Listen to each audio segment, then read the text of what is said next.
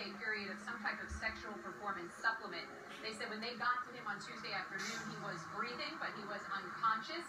And they did say that he had blood coming out of his nose and his mouth and some sort of white substance. And Anderson, this is also tragic because this is a guy who grew up in Queens, who loved the game of basketball, and held so much promise.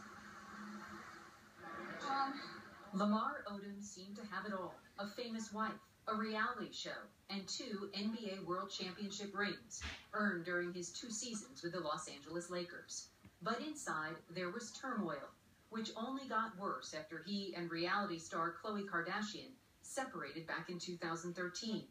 The couple had their own reality show, Khloe and Lamar. I want to get married right now. You would marry me? I would do it right now. In 2013, Odom was pulled over for drunk driving.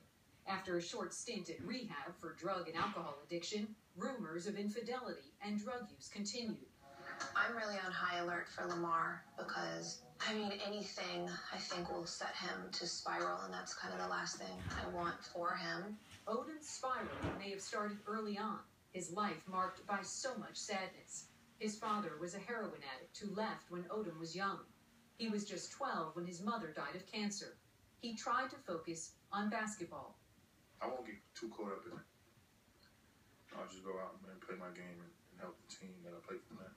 In 2001, Odom was suspended for 5 games after violating the league's anti-drug policy. I'm disappointed in myself for not handling myself correctly. I feel like people are supposed to be there. 2 years later, in 2003, he spoke to the Miami Herald about marijuana, saying, "I just couldn't control myself in LA, the lifestyle that I was living and the things I had access to. A lot of times I'd think about it and say, damn, am I fighting my father's demons?" But those weren't the only demons. In 2006, Odom's infant son from a previous relationship died of sudden infant death syndrome. In July 2011, his cousin was shot and killed. Also, 2 of Odom's closest friends died of drug-related causes. At that time, Odom told the LA Times, "Death always seems to be around me. I've been burying people for a long time."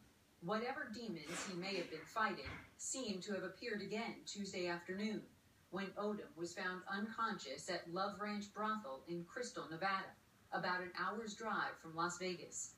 The owner said Odom had called him Saturday to arrange a visit, describing Odom as a bit somber.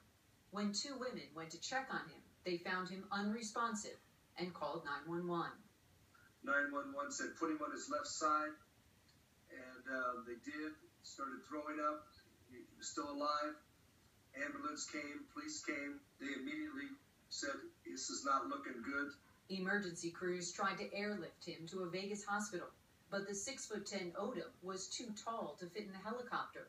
He was driven by ambulance to another facility. Randy, is the brothel owner at all liable here? It's certainly one of the questions, Anderson, in this investigation. It's very early in the investigation. They're trying to figure out right now just what happened here. The sheriff said today they don't know if it was suicide. They don't know if something else happened. Apparently, he had asked to spend some time alone. That's why they're looking at the possibility of suicide or something else. We do know that they are investigating the brothel, the employees, the owner.